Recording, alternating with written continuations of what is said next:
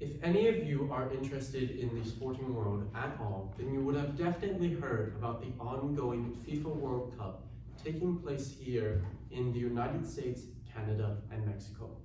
But most of you probably don't know about FIFA itself, the non-profit behind the organization of the entire tournament and the global governing body of football itself.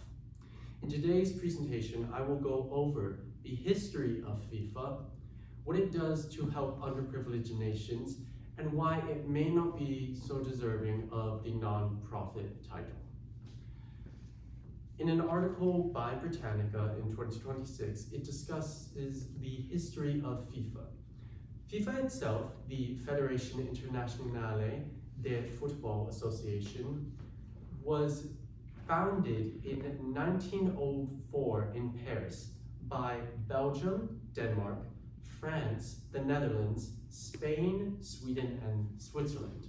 Its first president was a Robert Guerin, who was a Parisian journalist.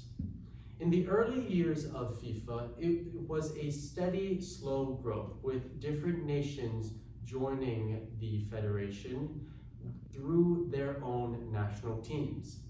But in 1932, FIFA would move its headquarters to Zurich, Switzerland. After World War II, membership within FIFA would grow rapidly, as by the beginning of the 21st century, FIFA would have over 200 members. In 1991, the first Women's World Cup would also be held in China. Just as FIFA has its old history, it's trying to develop a new history of helping out underprivileged nations and communities. According to the FIFA website itself, the FIFA Foundation was created in 2018 to, quote, using football to unite the world and bring about positive change in society. The way that the FIFA Foundation works, it funds various programs that it sees as benefiting underprivileged communities, whether it be through gender equality, fighting racial oppression, or just generally helping out communities that cannot fund for the facilities in order to have a footballing environment. However, even though FIFA has this whole foundation revolving around helping out communities to promote itself as being a nonprofit, recent actions have shown that FIFA may not be as deserving as the nonprofit title as it leads on.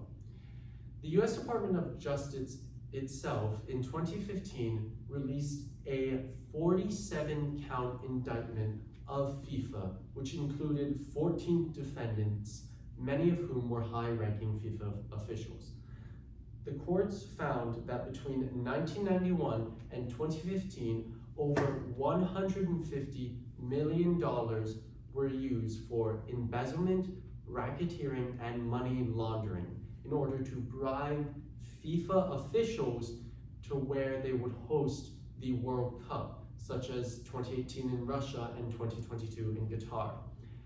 Though this case was resolved, there are still various issues in regards to money within the FIFA organization. One major example is this year's World Cup having various lucrative licensing deals with other companies and the huge rise in ticket prices for the fans.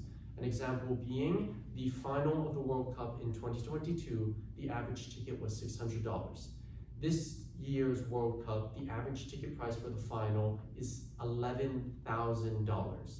It is blatantly clear that FIFA is trying to generate as much money as they can, which is not so deserving of the title of non-profit. Overall, FIFA has a very interesting history spanning over 100 years and has set itself up originally as a non-profit. But recent events may seem otherwise, though they are trying to help fund these underprivileged communities. Thank you.